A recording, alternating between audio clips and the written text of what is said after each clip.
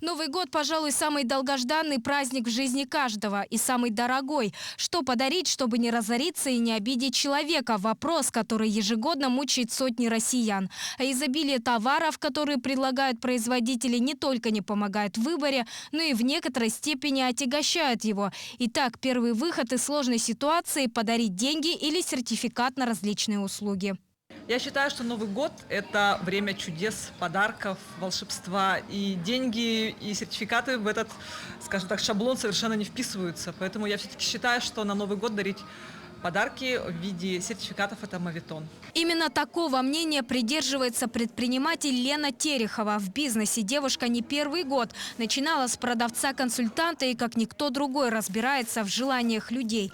Что ж, традиционным денежным конвертом не отвертеться. Однако существует несколько правил, следуя которым подготовить подарки будет совсем не проблема. Правило первое – дарите то, что хотели бы себе сами. Вряд ли вы желаете что-то, что долгое время будет пылиться на полке, а потом и вовсе полетит в мусорку за ненадобностью. Один из основных трендов в подарках – это нужные вещи. Прошли те времена, когда мы дарим дешевые китайские безделушки, да, которые будут там стоять, пылиться или передарятся вообще. Мы дарим именно то, что нужно. Сейчас также в тренде подарки для здоровья, да, для красоты. Еще один важный критерий выбора подарка – уместность. Некоторые вещи не подарить начальнику, а что-то не совсем подойдет для друга. В таком случае легко можно собрать так называемый бокс.